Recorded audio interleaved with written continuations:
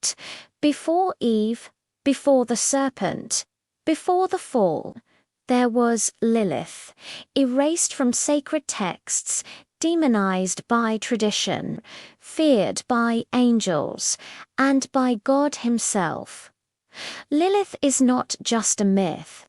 She is the first woman, the first rebel, and the shadow that religion tried to forget. Tonight, we uncover the true story of Lilith and why her name still terrifies heaven before we descend into the darkness.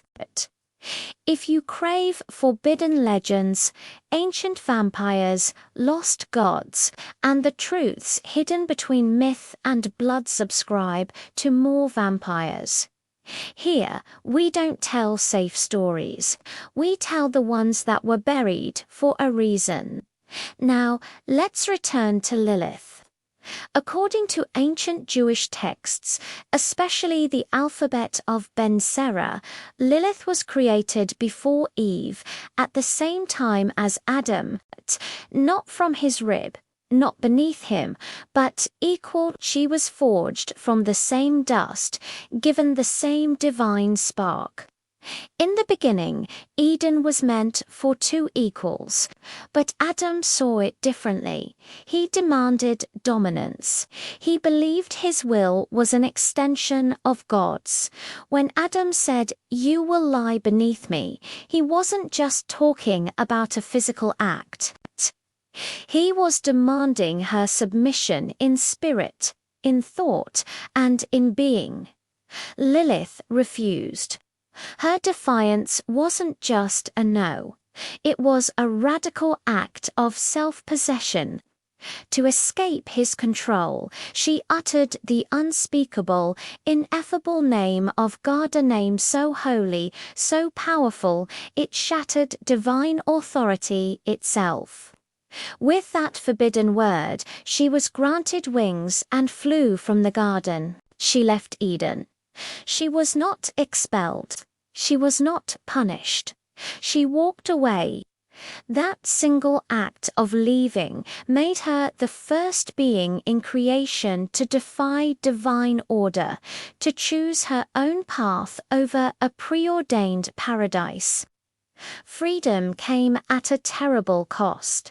Outside the walls of Eden, Lilith reached the desolate shores of the Red Sea, a place tied to chaos, death, and ancient untamed spirits. This was not a sanctuary, it was a wilderness. Yet here she found a strange kind of liberty, but heaven could not tolerate such defiance. God sent 3 angels, Sensinoi and Simangelof, to retrieve her. Their ultimatum was brutal. Return to Adam, or suffer an eternal, unimaginable punishment.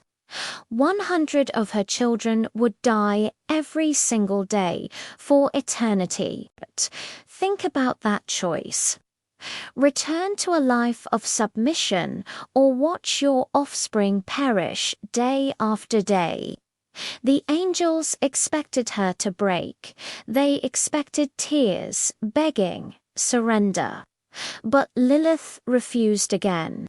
She would not trade her freedom, even for her own blood. As punishment, the curse was enacted. The daily slaughter began. But Lilith did not beg. She did not kneel. She embraced the curse. The agony of that loss did not destroy her. It forged her. From grief, she became something newer, queen of the night, a mother of demons, a being who would never, ever bow again. From this point forward, Lilith was rewritten as a monster. She became the scapegoat for everything that went wrong in the dark. A seducer of men in their sleep, blamed for their nocturnal emissions and tempting them away from righteous wives. She became a predator of newborns, a winged shadow blamed for sudden infant death. Her name was inscribed on amulets to ward her off. She became a phantom blamed for infertility, for nightmares, for the sudden chill in a room. She was the darkness personified. But look closer at the mythology.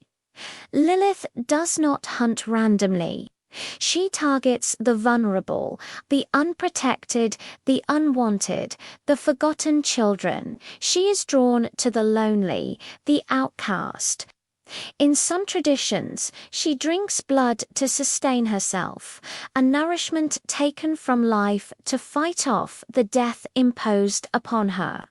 In others, she feeds on breath, on desire, on life force itself. This makes her a proto-vampire, a nocturnal hunter, a creature of the night. Long before Dracula or any of his kin ever existed, she is the original mother of all that hunts in the dark. So why was she so thoroughly erased from the mainstream narrative? Lilith represents something far more dangerous to established order than a simple demon. She represents choice. She is a woman who said no. No to God, no to Adam, no to destiny. She chose her own sovereignty over a gilded cage. That is why Eve had to replace her in Scripture. Eve is obedient, a far more palatable model of womanhood. Eve is created from Adam, for Adam, a part of him. Eve is the one who falls and is conveniently blamed for it, along with the serpent. But Lilith never falls. She refuses to play the game, and in a system built on obedience, refusal is the greatest sin of all. To erase her was to erase the possibility of saying no. To demonize her was to make independence seem monstrous. She had to become a creature of horror so that no one else would dare to follow her out of the garden. Today, Lilith has returned. She thrives in our modern mythology. You can find her in vampire lore often as the first vampire or the mother of Cain's brood. She is a central figure in dark fantasy, a goddess of witches and outcasts. She's a powerful symbol in feminist spirituality, reclaimed as an icon of female strength and autonomy.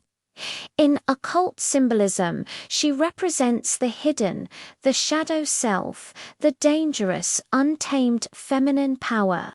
She is no longer just a demon from an ancient text. She is a warning, and she is an invitation.